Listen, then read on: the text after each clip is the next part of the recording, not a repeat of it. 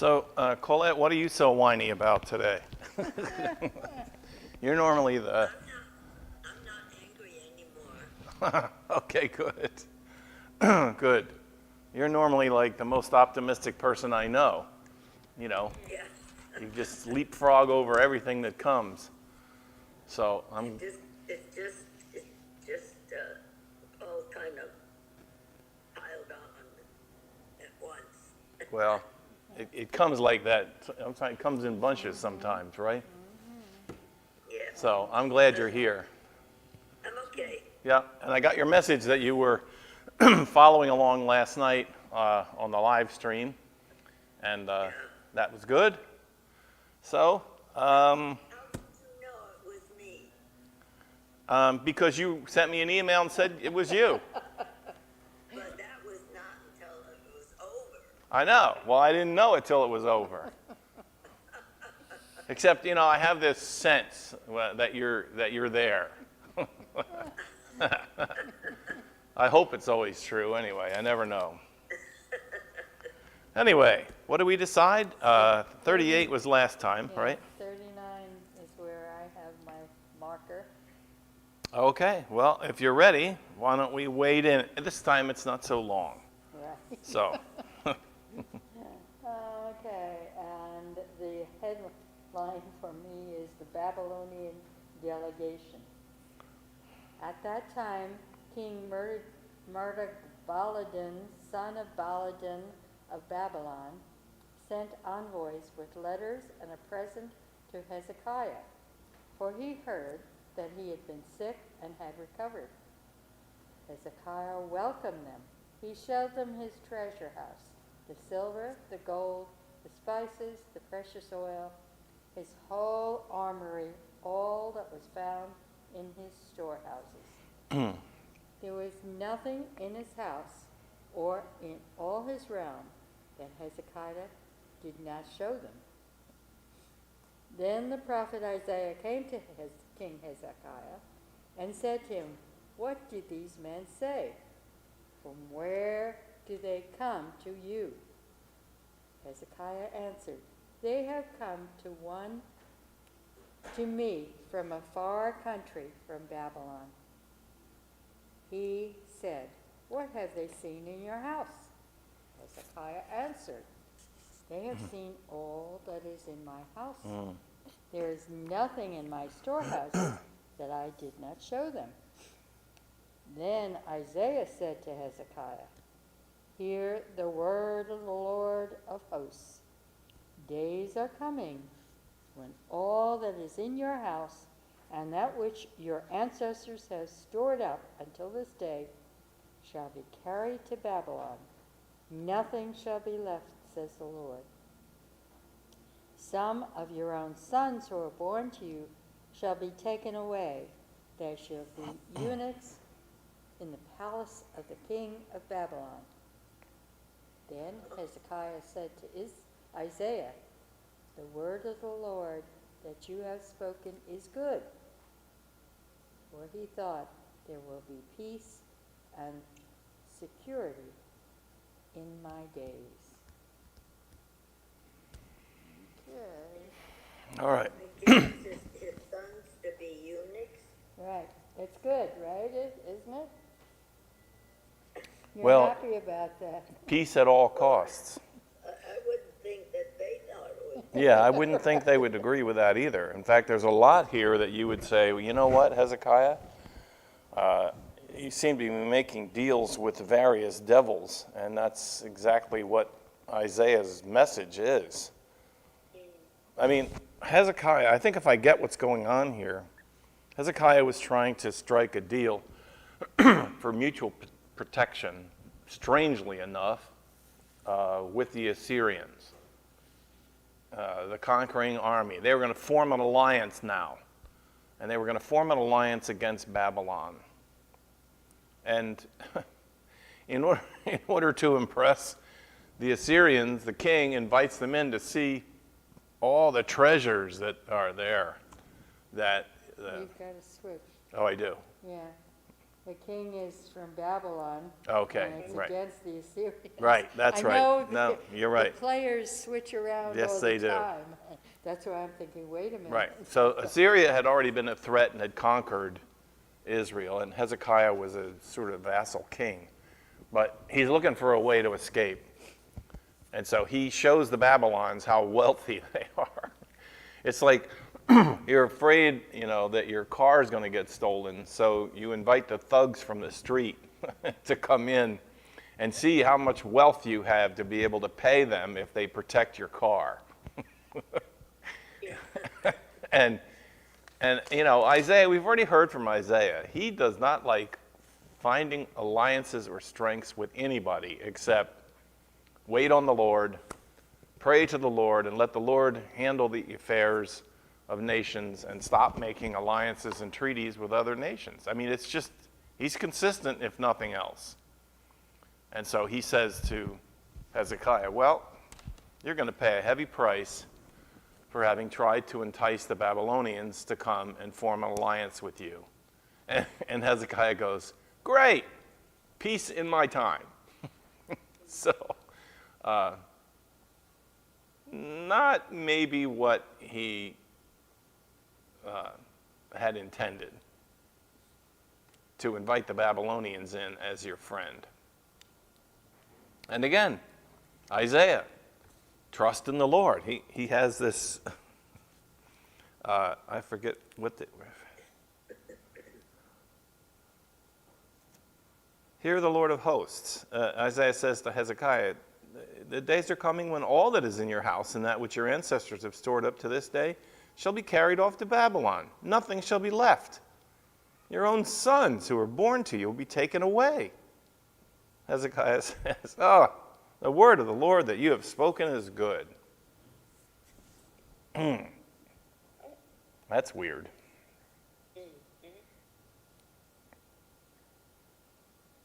My note also says Hezekiah wished to demonstrate his potential as an ally. Note, however, that earlier he had to empty his treasury to buy off the Assyrians. So, where did all this other stuff come from? Well, now he just opened up the second vault. Again, operating on wealth and power that had been accumulated and earned during the period of the powerful dynasty of David and Solomon. The wealth that they had accumulated was astounding. Most of it was taken from the nations they had conquered. And now a conquering nation is going to take it from them.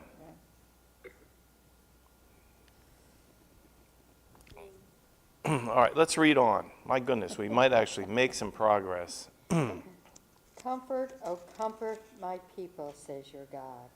Speak tenderly to Jerusalem and cry to her that she has served her term, that her penalty is paid, that she has received from the Lord's hand double for all her sins.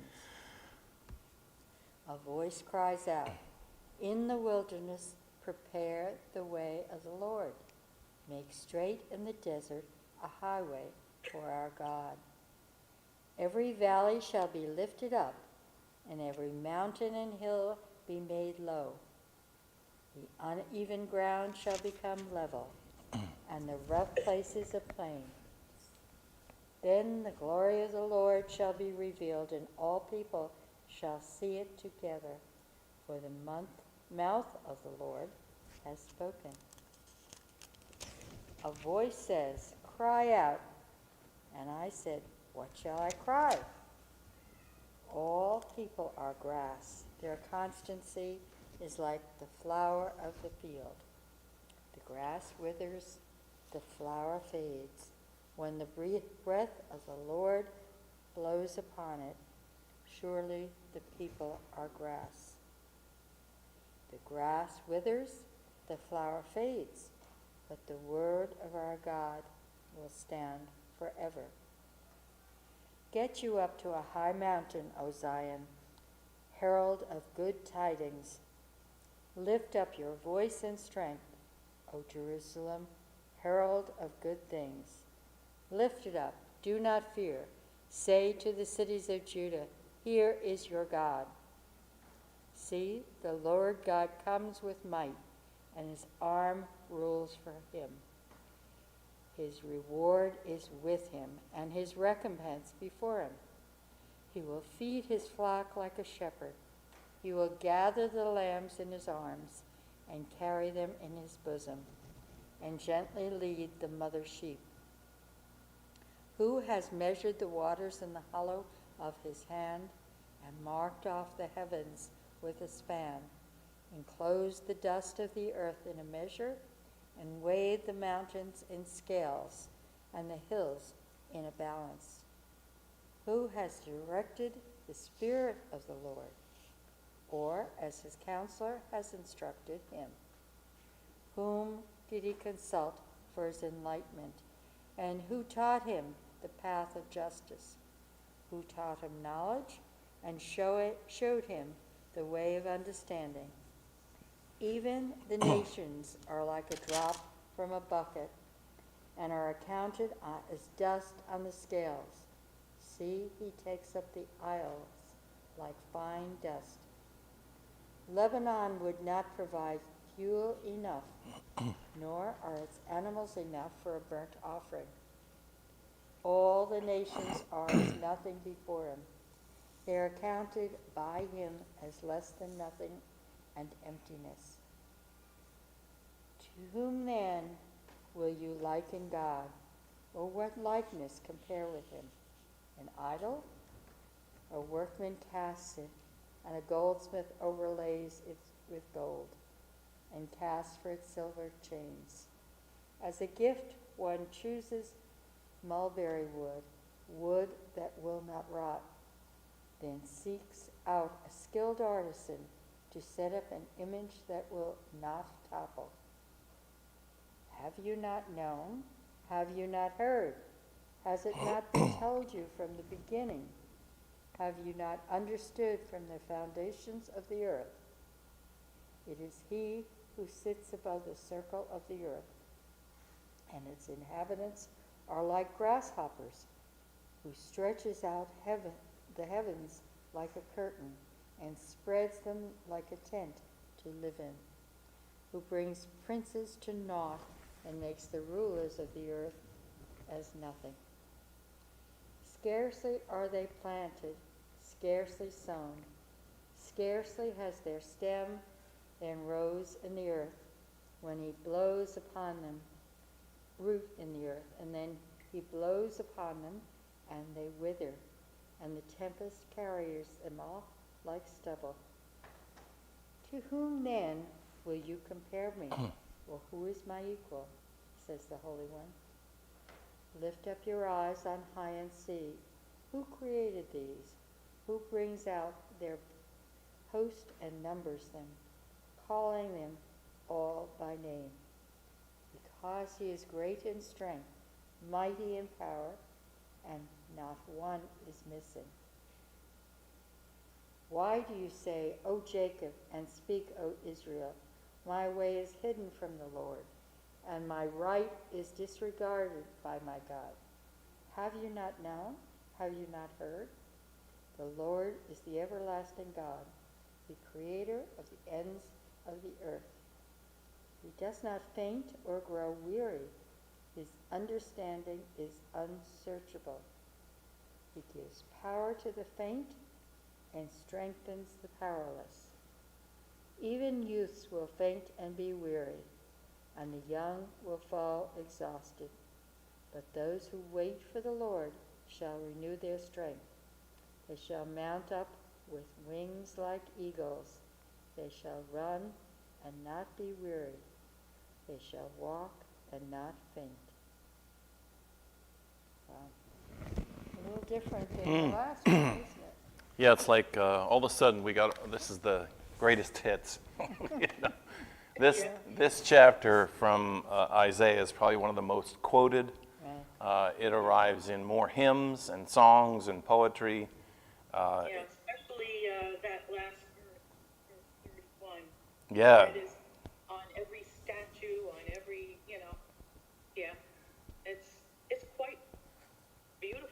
actually. Yeah, it's beautiful poetry. Yeah, and it's interesting to read it, at least in the context of the editors that put this together. As my footnote says right away, is like, be cautious, because all this was written at a much later time than even the verse 39, chapter 39. In chapter 39, Hezekiah is still the king, and the Assyrians are still a threat, and the Babylonians are just beginning to appear on the horizon. The claim of Isaiah 40 is, I told you so, like on the part of Isaiah, saying, you should never have worried ever that the God who created the heavens and the stars and the seas and everything around you, that God was somehow going to fail you. God has not failed you because, I mean, the opening voice is a word sent out to Israel. We'll talk about this in a minute. You know, comfort, comfort my people. I'm coming to your rescue. And you've suffered long enough. And strangely enough, it says that Jerusalem has served her term, her penalty is paid, and then this strange one, she has received from the Lord's hand double for all of her sins. Now, I think this is an appeal on the part of the poet to say, I mean, I don't think he's presenting the idea that God got so angry that God went out of control and punished them more than they deserved. But their punishment has been severe, like really severe.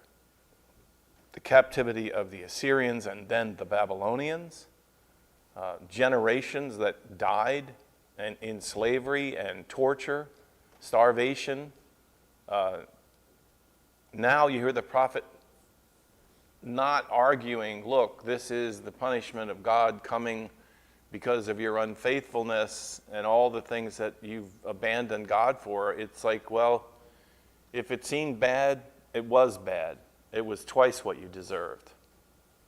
You got 2 times the amount of suffering and punishment than you ever really deserved. I don't know what you want to make of that. I don't like.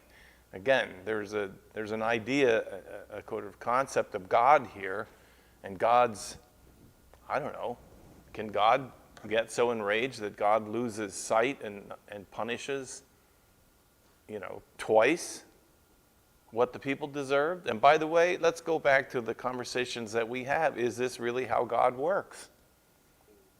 Does God punish a nation by having it be conquered by another nation? Is that what happens in the affairs of nations?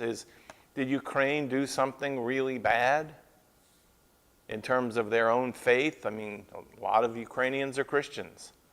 And did they do something horrible that to the north, Russia rises up and seems to have initially a lot of power to destroy them, destroy their towns, their cities, their nuclear power plants, everything? Is that how we understand God in the role of nations? Not me. Thank you. I'm out of that one. Thank you. I think it's an attempt to explain why bad things happen like this. Why were we conquered and, not somebody else, or we must have done something wrong in God's sight. I mean, there's no way to explain why. We can explain it by human greed that other nations conquer their neighbors, but why? people who are being conquered, Yeah. I know why. That's the question. Why us? Why, God must be angry with us. Otherwise, we would be protected. And there's an image of God. I mean, it's in here. It's beautiful. I mean, oh, did you forget who God is? I mean, he's the one that set the stars in place like a blanket over everything that happens. So there's this Who has directed the Spirit of God? Who needed to teach God? Nobody. He doesn't look for enlightenment from anybody. So you have this profound idea of the sovereignty. I don't know what else to call it. The sovereignty of God. You know, boy, Presbyterian theology would love this. You know, there isn't a thing that happens in the world anywhere that God hasn't already been in charge of. And there's no hint here, by the way, that the evil or suffering that has come about has happened because of another power like evil or the devil. They don't have that. They don't have that in their vocabulary. They have, I've said this about Genesis. In the universe, there is God, there are human beings, and then there's creation. And as we, from our perspective, see how life unfolds, sometimes creation itself feels like an enemy. Feels like, you know, it's out of control and God doesn't control creation. There are floods and torrents, you know, landslides that kill our children. And sometimes creation itself can feel like it's the enemy of human beings.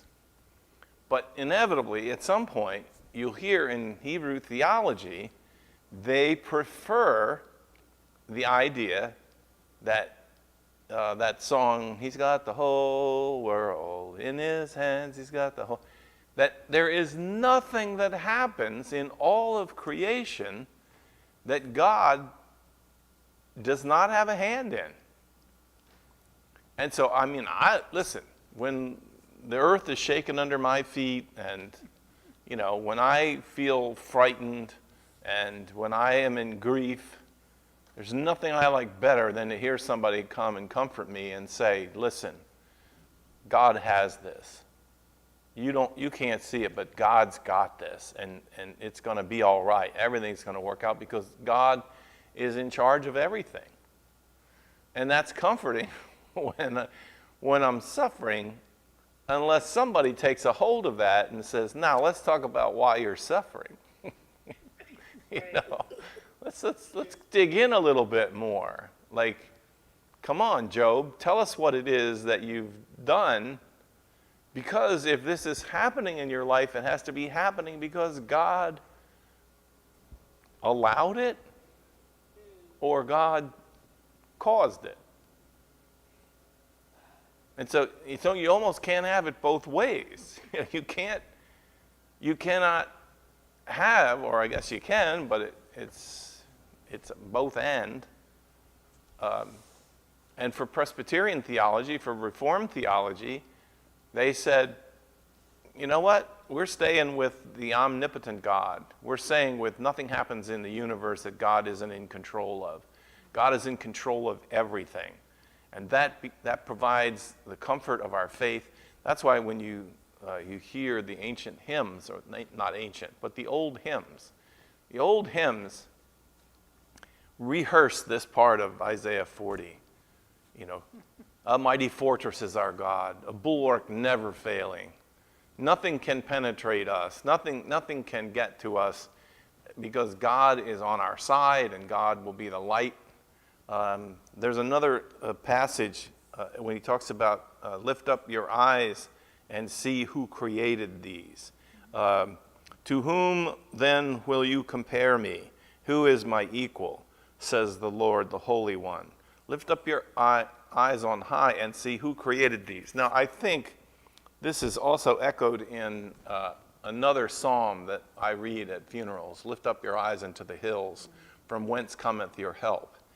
And it's interesting how the emphasis that you put on it when you read it can present what the psalmist is saying. What they're supposed to be looking up to, it was a common practice among all the religions that they would build these statues, stone statues or wooden statues. You hear them talking about it later. And what did they do with them? They took them up to the highest pinnacles. And they would place them on the pinnacles of whatever mountains or high-rise areas there were. And they would have them up there. And then when you were struggling, you were encouraged to look up to the mountaintop to see your God.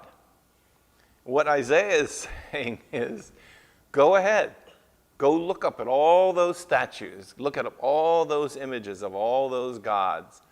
By the way, they're made of wood or they're made of stone. And the question then he asks is, who made them? Who made them? You made them. But his point is, you did not make Yahweh. Yahweh made you. It makes me, while I was talking about it, it made me think about how in North Haledon down here on top of High Mountain, I don't know if you've seen it at night, but they always had a tradition of putting a star at Christmas time. They put it, it's huge.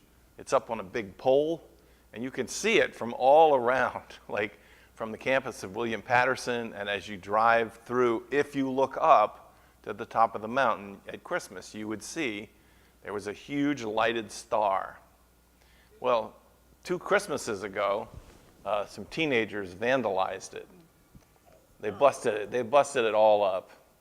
And the mayor took great offense that they had done this. And so his response was to get a resolution from the council.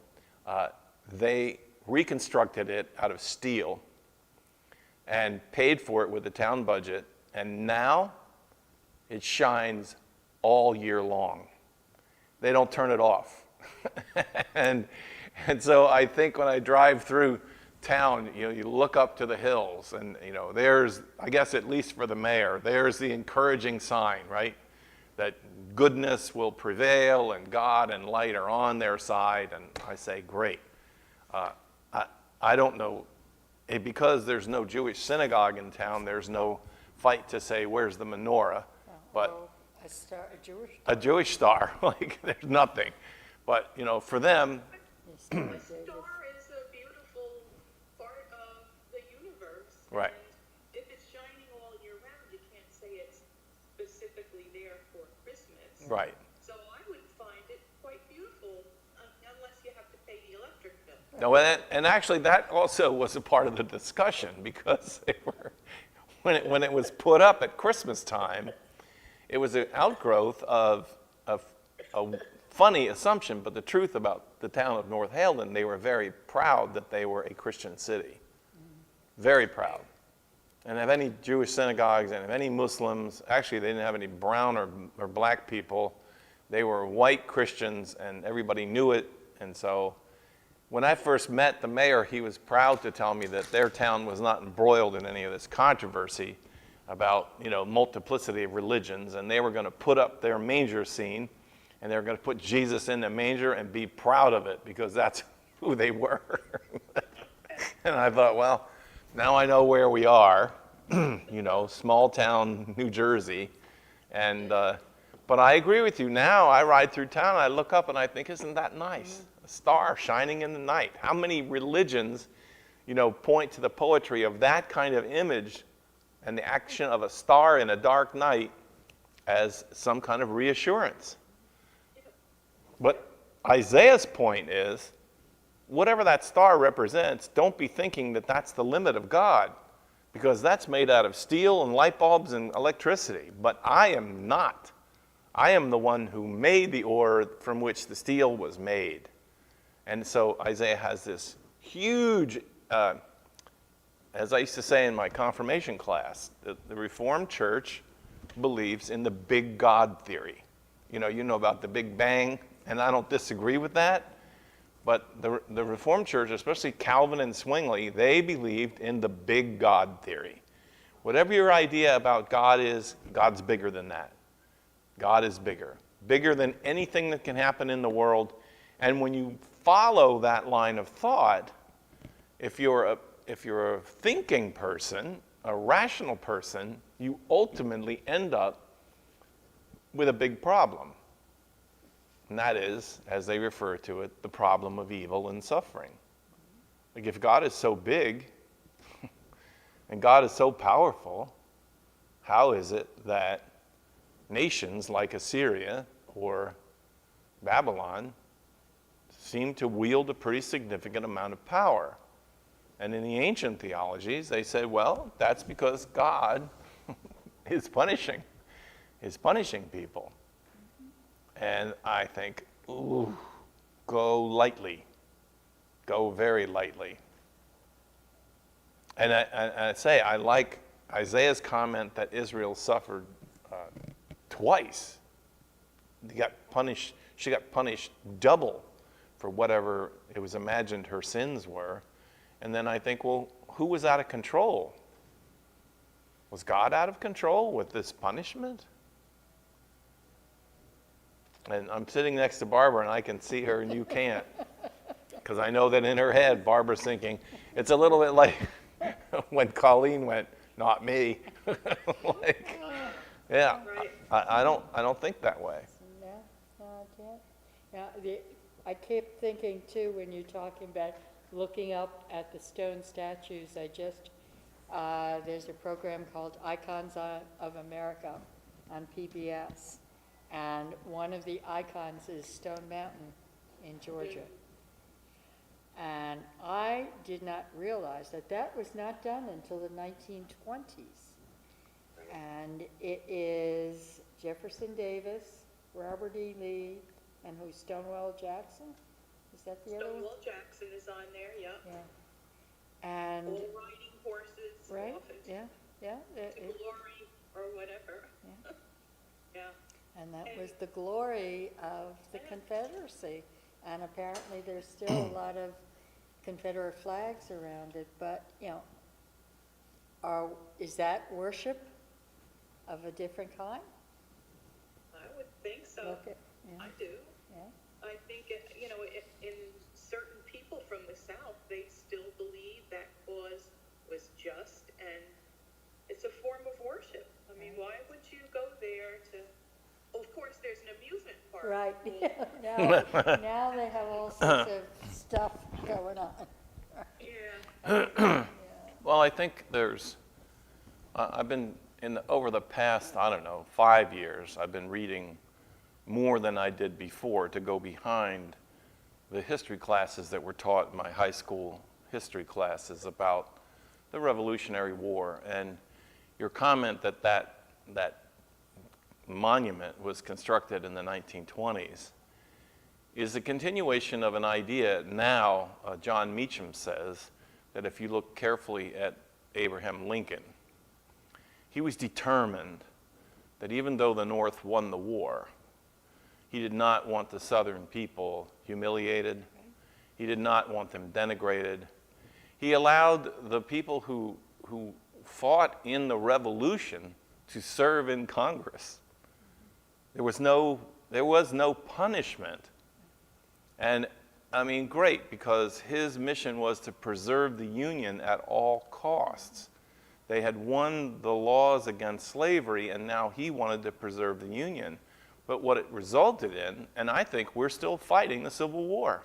I think there are still people who believe that the fact that Lincoln preserved the dignity, they moved the capital, they did everything to preserve the Union because they thought that Lincoln did that because he wasn't as sure that the way of slavery was all that wrong. So they won, slavery was gotten rid of, but Lincoln went to work like nobody's business in Reconstruction, and the South, the statuary that is around, not just there, but 2 years ago or 3 years ago in Bible study, we almost divided over the issue of the removal of the statuary.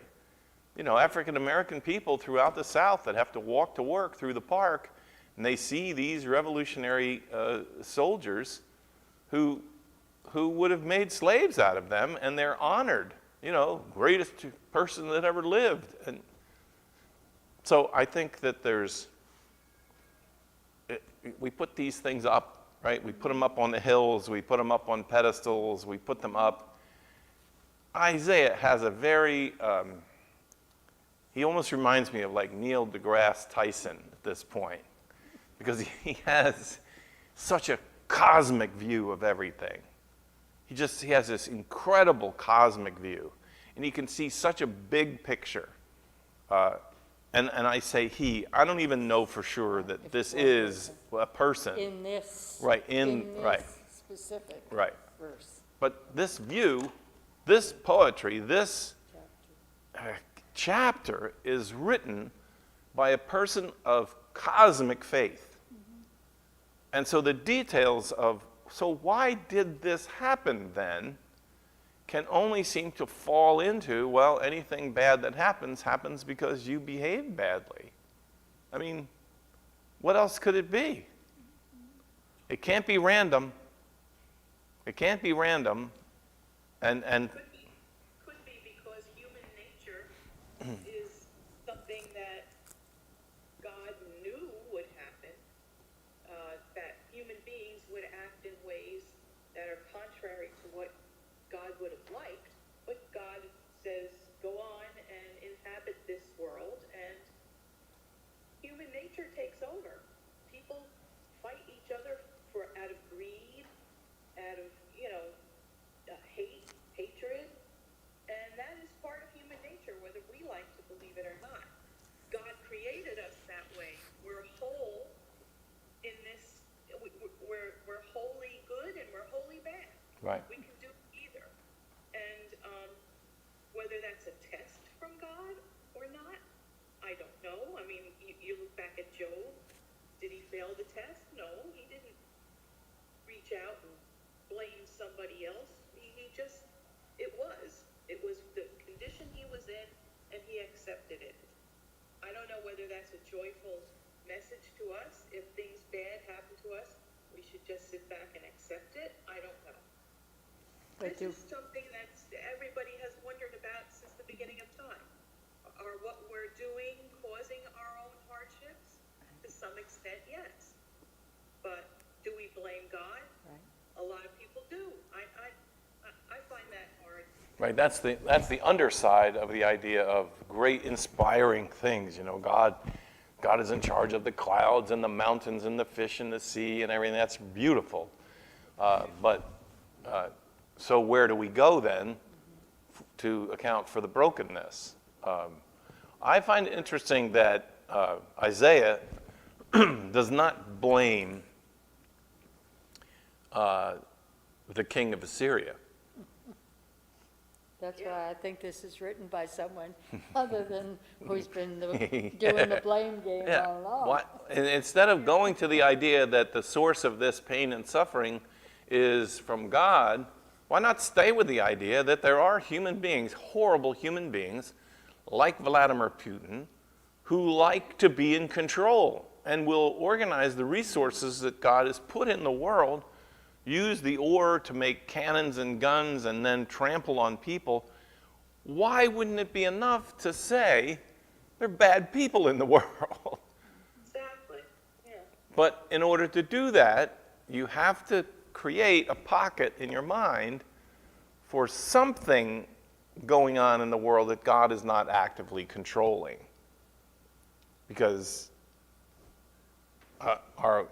is God, what, God forget? Sometimes in some of the struggling in the Psalms, the psalmist will say, will somebody go wake God up? Could somebody go wake up God and say, hey God, have you taken a look to see what is going on down here? Could you maybe... The question is, why would God allow these things to Right. happen if God is in charge of everything and everyone? Well, because God falls asleep. And then another psalmist comes along and says, hear, O Israel, the Lord thy God does not sleep. He will never allow your foot to be moved, or the sun will not strike you by day, the moon not night, because the Lord of hosts never slumbers and never sleeps. So, okay. But also when you say there are bad people, but we are to believe that there's good in everyone, and we need to love everyone, and we have to find a way to love the bad people. Right, the bad actors as well. And But- how do we do that? I don't know. I mean, I think then now, okay, let's really become philosophers because now we have to go into the meaning of love. We've explored, in some ways, the classical ideas about God and how is God and who is God. But you're right. In the end, the message is we're called to love, even to love our enemies. And that has led many good thinking people to a kind of belief that passivity or passiveness, being anti-confrontation to bad people or bad actions is the best way to go. But suffering abounds. Or is there a way to love somebody while you're beating them? You know, because it seems like that's what God... This is the best thing for you. Right, that's what God seems to be saying here, right? According to Isaiah, I'm sorry, I'm going to have to punish you, but it's for your own good. I keep thinking about Reinhold Niebuhr and Bonhoeffer, contemporaries of Adolf Hitler, deep theological thinkers during the rise of the Nazis, an evil that just painted the world black with despair. And they came to the conclusion that, who did I just say? Reinhold Niebuhr and Bonhoeffer. Bonhoeffer participated in one of the efforts to assassinate Hitler. But Exactly. I don't think that, and in Jesus too, is not asking us to just sit back and accept whatever happens to us. There is a third way. You don't have to beat physically, but you can stand up for what is right. It may get you killed, but you need to speak out against what you see as evil in human beings. right. Yeah, so And I think that's what happened to a lot of people during the Second World War that actually stood up and tried to get rid of Hitler or spoke against Hitler. They ended up being martyred, but, you know, at least they did something to try and stop that horribleness. yeah, and I think both Gandhi and Martin Luther King and others tried to make a third idea, you know, to make a third way of what does it mean to radically resist the broken ways of evil people, but not resort to their ways. So not resorting to violence, believing that violence begets violence, so that however right it feels, a violent reaction is not ultimately going to end violence. And again, I saw that movie, the Oppenheimer movie, and the theme they dance with throughout this whole movie, and I don't know how true it is to Oppenheimer's own reflection, but Oppenheimer is characterized as saying he could invent the bomb, he knew he could do it, he knew it would be the largest weapon ever invented in human history, and that it would end all war. It would end all war. It would end the idea that war has any meaningful outcome. And then as the movie portrays it, his idea, his passion for making a weapon so big that no one would want to use it, completely fell apart when the President of the United States at the time and leaders of the world saw, in fact, the opportunity of the bomb he invented, knowing then there was another scientist who knew about the hydrogen bomb, and that was a bigger bomb than the atom bomb. And all of a sudden, Oppenheimer is like, there's no end to this. Yeah. There's no end. War is war. And you see the weapons of destruction nowadays, they're so fine-tuned and they're so sophisticated. Bigger isn't the way anymore. Smaller is the way, because smaller can do more damage. And I don't know. I don't know. Did they talk at all about why wasn't it just done in the middle of nowhere rather than to affect so many people? Oh, you mean where the bomb was set off? No. They did not. And in fact, they didn't explain or they didn't present that there was a big debate. They thought that dropping one wouldn't be a big enough, it's scary, but the dialogue presented in the film was there had to be a massive amount of people die. And so they had big debate. They had a debate on the location, and it was like, well, here are the 3 highest populations in Japan, and they said, well, let's just drop one. And they said, no, if we just drop one bomb, and I don't know, only 900,000 people die, it won't be enough. We have to do something bigger. We have to be so big. It has to that it takes the breath away from the Japanese and from the enemy. And then, of course, the nuances in the film are that Oppenheimer then discovers, after the bombs were dropped, and that Japan was on the verge of surrender before they dropped the bombs. Oh, no. Yeah. I mean, it's tragic. It's just absolutely tragic. And I know maybe you know some of them. I worked with an associate pastor who was he was out there among the scientists. He was a nuclear scientist, and he worked on the Manhattan Project. But when they saw what was going to happen, there were a lot of scientists who went to seminary. They went seeking a better understanding of God. They felt like they knew science. Now they needed to figure out, because they felt, Oppenheimer said, we have tapped the power of God. And then, really, is that the power of God? The other thing which was presented in the movie was that when he was developing the bomb and he knew about nuclear reactions, he went to Einstein and he asked Einstein if it was conceivable or possible that the nuclear reactions they were going to start would basically ignite the entire universe. Right. And they didn't know the answer. no, they didn't know the answer. They said there was maybe 2% chance that could happen. So they ignited a bomb, even if it was less than 0.5%, Right. that they could have started a chain reaction that would have traveled from Earth to the stars to beyond and traveled, and the entire universe could have been destroyed. Well, there'll be no more war. So that, in that You way, have a great answer there. Okay, Colette. in that way, you're Now right. we have the answer. Right. It would have been the bomb to end all wars, because Exactly. it would have been And the there's no Noah, no spaceship No, will take us out. Oh, well. So it was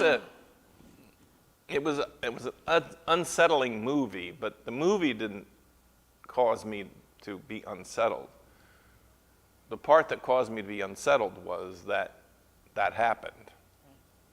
Whether accurately portrayed or not, Right. Close enough. they entered into the gates of the structures of the universe, and we do so every day. Now we do every day. And on a personal level, it destroyed Oppenheimer. Yes. Yes, it did. And I don't know. It's the curse of being brilliant, I guess. I don't know. So in this beautiful, beautiful, beautiful, beautiful poetry of Isaiah, he proclaims what, in some ways, we all want to believe, what we all believe in faith, that God has it all in God's hands. And then if we stay in that preferred mode, we just have to know there's always going to be nagging questions that are going to travel with us through this life that aren't going to be answered on the other side. How is it then that chaos exists in the world? And Jewish theologians, they have a way out, because they say that Genesis says that the world was once all chaos. It had no purpose. It had no form. There was nothing. And then the word of God came. God spoke. And for 6 days, order was spun out of chaos. But it never says that God finished. And so these Jewish theologians are known as Seventh-day theologians, not like Seventh-day Adventists, but, Eighth Day, I'm sorry. They're Eighth-day theologians. And what they mean is that this is the eighth day. We live in the eighth day. And while God is bringing order out of chaos, whether it's in the world or even in your life, God is bringing order about.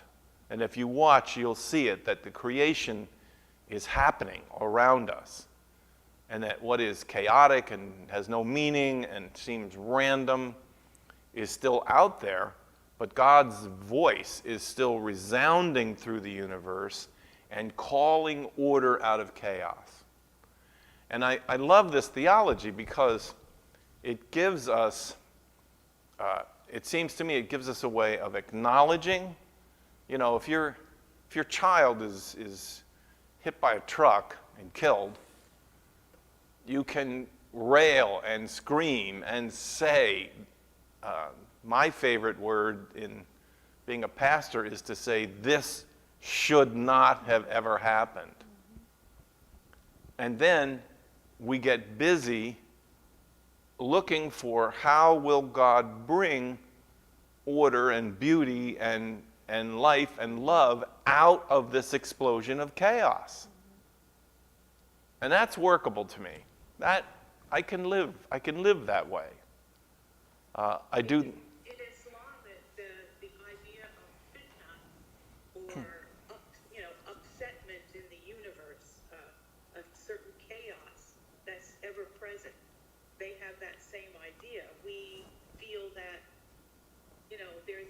there's always some fitna out there to affect us. It could be personal, in some kind of strife in your own life, or it could be cosmic, but it's still there.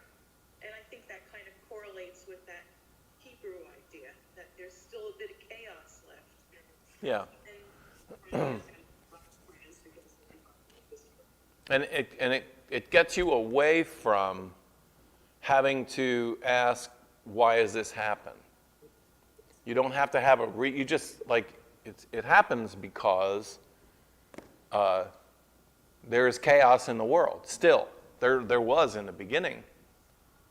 The earth was void. There was no structure. There was no anything that we would call life. I'll just pause here and say a little tribute to my father. He used to say, I thought it was very creative. He would say, remember, Genesis says that the earth it says the earth was void and it was, chaotic, but the earth existed. And what he said is, that was his answer to the dinosaurs. Because he believed that Genesis never said there wasn't life before life.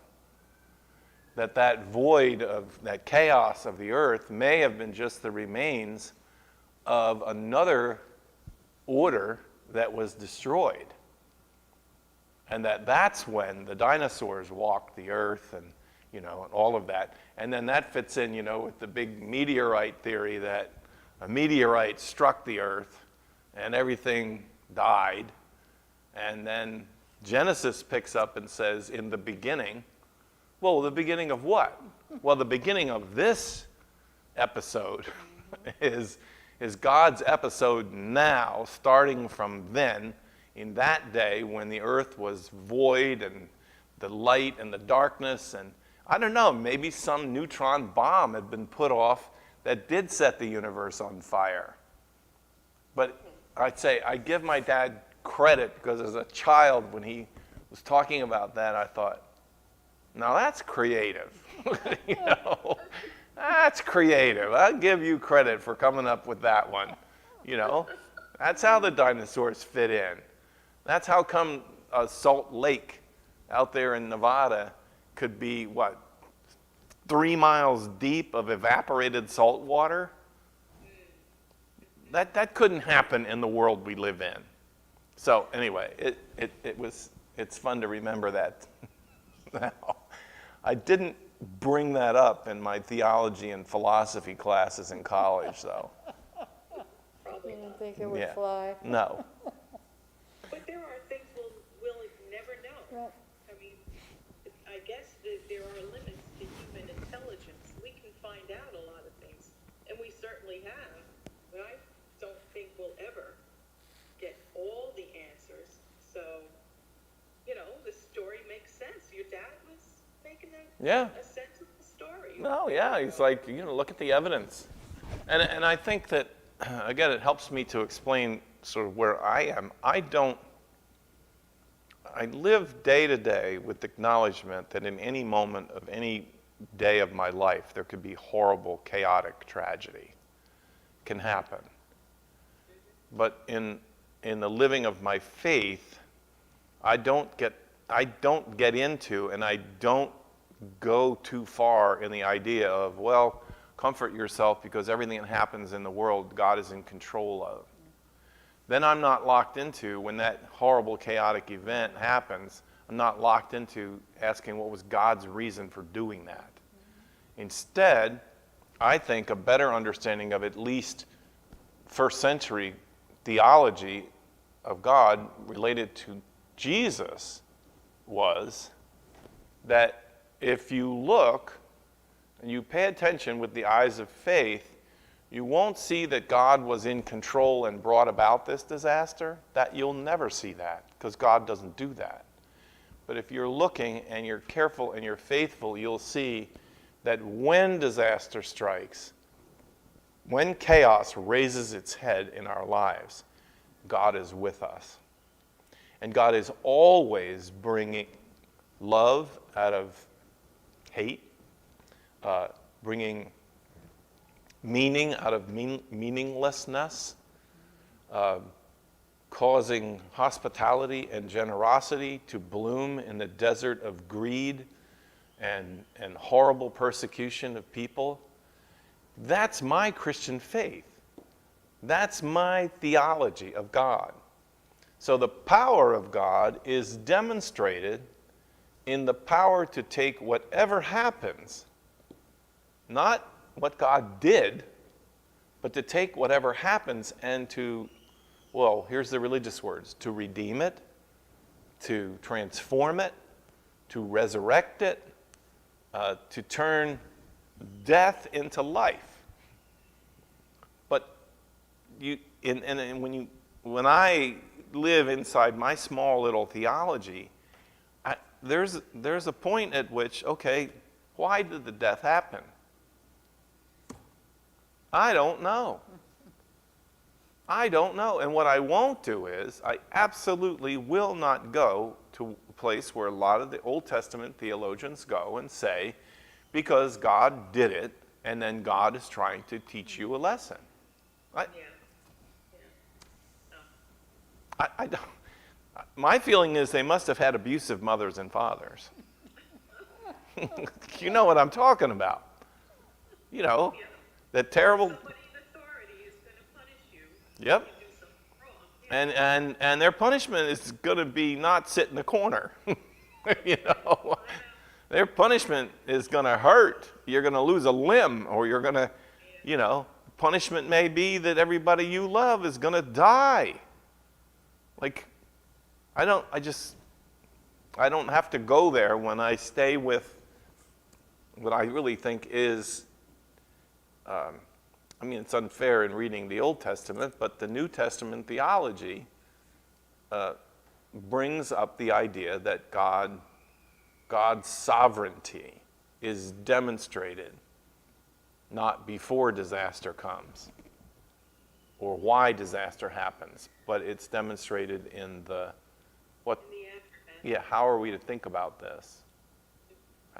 How is this supposed to work? And how can we see this as, it's an opportunity for love. It's an opportunity for hospitality. And isn't that what happens in life anyway? Isn't that really what happens? I mean, you see these terrible assassinations of children in school, and then you go into the community and you ask people, and they'll talk to you about their grief and their unbelievable sadness, but then pretty quick they begin to talk about the amazing love and community spirit, the compassion that is shown, and people's response. Does it fix it? No. But it shines a light. And it also encourages people to fix it. Yes. That not just to stand by and let it happen again, Right. but let's try and do something together that will fix it. Yes. And that also is love, I think. Yeah, and think about how constructive that is, or how godlike that is, to say, let's sit together and talk about what we could do to have this not happen again. Or we could spend all of our time figuring out how to torture the guy who shot the kids. You know, how many ways can you make a man die? Because somehow that will make us feel better. You know, There's a couple. Communities do a lot of that too. yes, they do. There's a couple whose son, I believe it was, died in Aurora. And they, every time there's a school shooting, they go to the community and work with the parents, no matter where it is. And it's just amazing that they would have the strength. So they've taken that horror and made it possible to help others. Yeah. But Yeah, I mean, it is, that's as true can be. That when a tragedy like that strikes, that those people see, they know what difference it will make, and it makes a huge difference. It just does. I mean, I talk about her from time to time. She's probably going to be watching this, but my friend Peggy, whose son had Batten's disease, at the age of 2, he unlearned how to walk. All of a sudden, he went back to crawling. He had seizures, and they finally diagnosed him with this very rare disease. At the time, I think there were only like 35 people in the world that had the disease. And what was even scarier was that it had a tendency to strike twice in the same family. So there were a lot of families that, and the pattern was one child will get it like at 2, and the other child will get it at 18. So you think about these families, and so this woman, this mother, she struggled first through caring for her child. He finally died at age 6, but a terrible death, endless seizures. And she heard in her crisis that there was a very small community of people globally that were going to be asked to hear the news that she had heard and live through the life she had lived through. So she did like these people from the mass shootings. She got involved in organizing the American Batten's Disease Association and formed a database of all the people. She went to the homes. When a family was getting the news that their child had Batten's disease, she arrived on their doorstep. Wow. And she has been doing that now. I don't even know, is it 20 years? She's been doing that. She's the president of the Worldwide Batten's Disease Association. And it's because her absolute understanding that this is going to happen to people.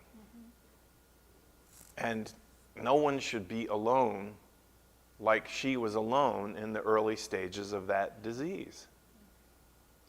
That's why I'm a Christian. That's why I'm a believer. That's why I am a person who believes in the power of God. Because life is still going to be full of brokenness, terrible tragedy. But if we see it as an opportunity like that to say, I've been there. And I'll sit next to you. And I'll hold your hands when the doctor describes for you the symptoms of your child and the life that you're going to live. I'll be there. I'll be right with you. I don't know. It keeps me in. It keeps me in. These things. Right. These things we get involved in, where Isaiah says, "Well, you know." Well, that's where you Yeah. see God, Yeah. in people who do things like that and realize that, yeah, it is a possibility. I keep going back to this difference between curing and healing. And I find that, when people pray and they have a healing service, I always felt, I felt uncomfortable thinking, well, then you're going to fix me, cure me. And I've realized more and more that healing is very different than curing. I think you'll hear how relevant that is to the text for this Sunday, where the context in Matthew is John the Baptist is murdered by an insecure king. The entire community of God-seeking people in that first century grieved. He was an enormously popular preacher and teacher of God's love and grace, and he was assassinated. And so the entire community is lost in grief. I mean, people are in grief upon grief.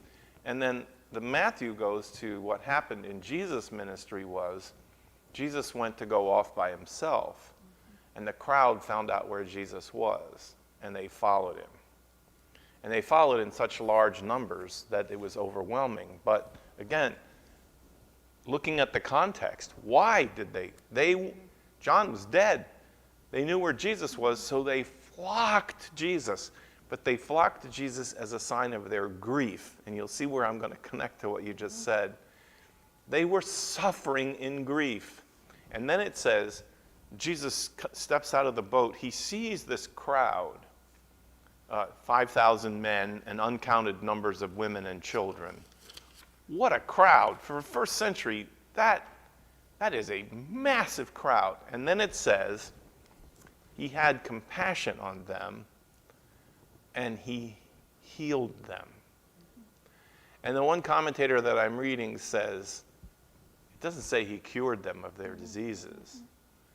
But the word healing there gives power to the idea that Jesus addressed their grief. And that his presence, he walked among them. And he helped them to be healed from the open gash of hope and hopelessness that was in their lives. He healed them. And then, the disciples say, send them home. Send them home. And Jesus says, no, I'm not going to send them home. You have here what they need, which I still think is a profound statement from Jesus. You have what they need. And that, again, reminds me of people who go. They meet people where they are, and they don't give advice. They don't, when Jesus says, you have what they need, it's pointing to what we bring in and of ourselves by our own presence to people. And it's life-changing. Just ask nurses. Nurses will tell you. Ask caregivers. They'll tell you. It's true.